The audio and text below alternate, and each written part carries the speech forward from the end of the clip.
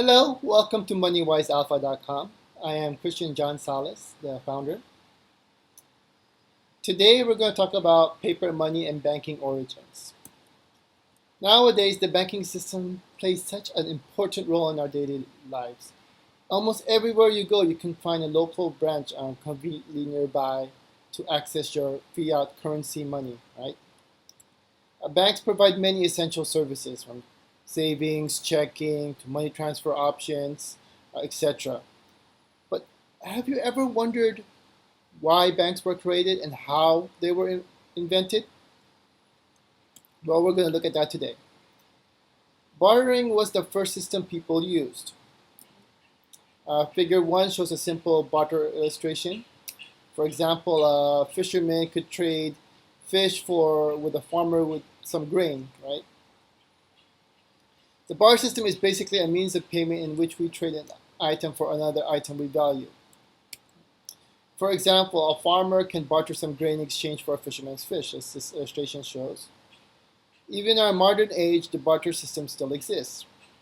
For example, you could trade in your old car for a newer car, right? You would just pay the difference in fiat terms.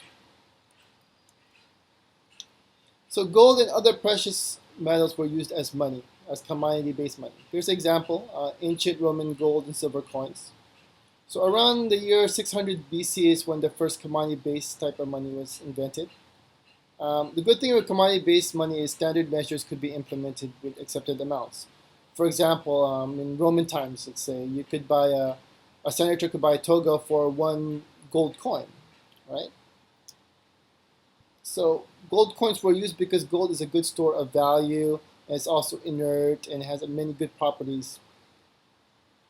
For over 5,000 years, gold, silver, and other metal coins were used for trade and barter. And till this day, we still use metal coins, right? But not as much as our ancestors did, of course. So the ancient Chinese invented the printing press.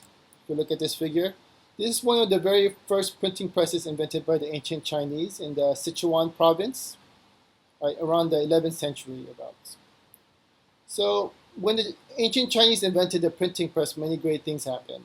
Mass production of books, magazines, newspapers, etc. But it also gave birth to paper-based money, currency that eventually became fiat-based, where there's no commodity backing. So what the ancient Chinese did was open up vaults where you could deposit your metal coins, because carrying a bunch of metal coins is so cumbersome. And as you've experienced if you gone to an arcade or coin up laundromat with a bunch of metal coins. So instead of using coins, the Chinese had these vault owners that would store the coins, and they used their printing presses to give receipts for these metal coins to the people, right? And things were going well for a while, but then the early bankers, the vault owners, they got really greedy and deceitful, right? The ancient Chinese vault owners started early form of deficit spending, right? So here's an example of deficit spending. Basically, it's just when you spend a lot more than you make in your income. And I'm sure we've all experienced that at some time in our lives, right? And so just the vault owners, they started to print out more receipts of gold and silver than they had in their actual inventory. So they started basically an early form of deficit spending. Their motto was, we don't have the gold and silver now, but we'll have it maybe, next day, next week, next month, in a few months.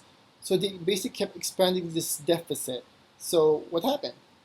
Well, basically, just think about it. If you could print as much money as you want, think of the things you could do, think of the things you could buy, right? You would probably buy the best property, best real estate, best security force, best products. The early vault owners, the early bankers, they became even more powerful than the local politicians because they were basically able to bribe them to do whatever they wanted.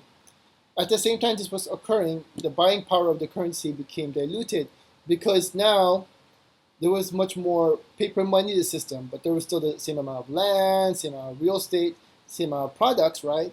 And of course, everyone needs those things, right? So it caused a bidding war. Then inflation occurred that turned into hyperinflation, right?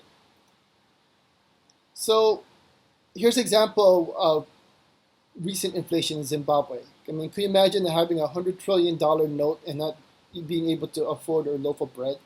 You know, in some hyperinflation scenarios, this can actually occur. It's also occurring now in Venezuela.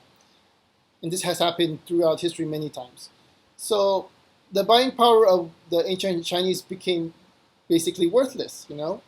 And the people, they got really mad and they started an early form of bank run where they were trying to withdraw the original gold and silver coins that they deposited, but then the bank teller at the time couldn't give them all their gold and silver coins because they started to print, because they printed out more receipts and they had the actual inventory of gold and silver coins. So what happened? After a while, the people got really mad. Then there was a civil war between the financial elites, which were the bankers, the vault owners at the time, and the people, the common day people. So the central government of China then stepped in, and they ruled that no, this local province, you guys can't print money. Only us, the central government of China, can do it, right? So then what happened? The European exporters at the time, they were going to China, and they saw that all these Chinese people were using this fiat-based monetary system, and then they spread it to Europe, and then the Europeans, they spread the banking system worldwide through colonization. So today, the banking system and the fiat-based monetary scam is spread worldwide. So, right? Thank you for watching this video. Again, please like, share, and subscribe to this channel. Thanks for your time and have a wonderful day. Thank you.